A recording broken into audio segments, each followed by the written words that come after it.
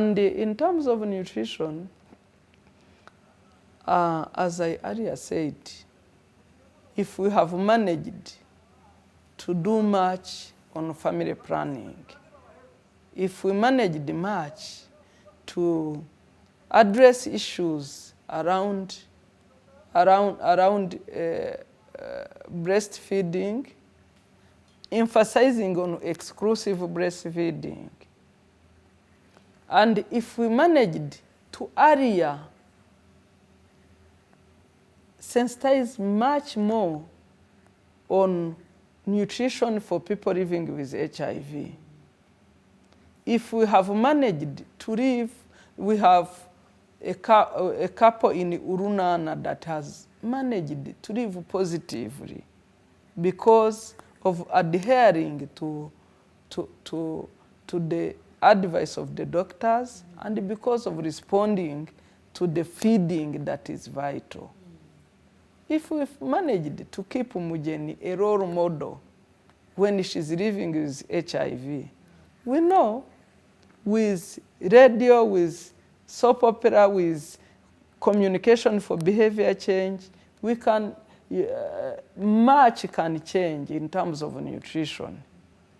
Because it is equipping people with knowledge, and knowledge is power.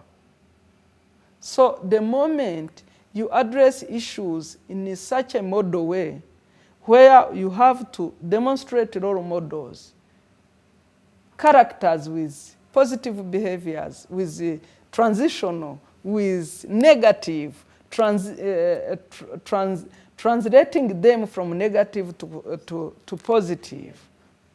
That is, I earlier told you that we use our characters to represent the audience. So our actors and actresses represent the people in the community, and they will identify with them. So that is how they vicariously copy from their positive behavior and change slowly to they develop, they will address misconceptions, negative attitudes, myths and misconceptions, and transit through them to positive behavior. And together with our audience, we win. As you say goodbye to you, one last thing that we are asking everybody is to tell us what we think, with their own words, with their own experiences, with whatever they do, is what they think about nutrition. What is nutrition? Using your own words of your experiences, and also the significance of nutrition in a country like Rwanda. Paint a 5 years ahead or whatever, the future. The future of nutrition, Yes. Me, what I see as a nutrition is the feeding. And what you feed on determines the health you lead, the life you lead. So to me, nutrition may be on my behalf, on my family, and in Rwanda as a country. Usually, there are certain feeding patterns today that people have started to copy. When you move from a class, in Rwanda we categorize people according to their levels of poverty. And they are categorized in 4 characters. People in one level, those ones, the government even provide for them. And in the second level, they also earn a bit, they have how they are catered for in a sense, but being empowered to move from that level to the next step. But maybe what I see from the field where I go usually is that sometimes you see people selling off what is beneficial to them to earn what is not.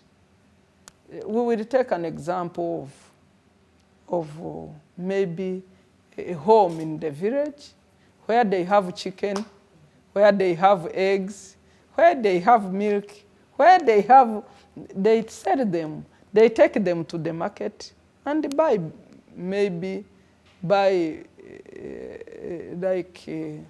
energy giving foods. So what I see and what we have always tried, what we are trying to address is to stress on the importance of the balanced diet.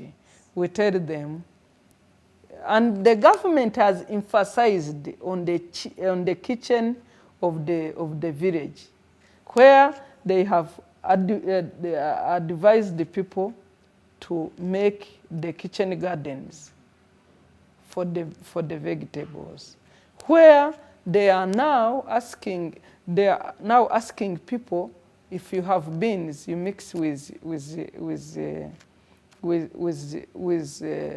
the vegetables from your garden, and then you accompany it with posho, for example, or with sweet potato, and then you will have got the balanced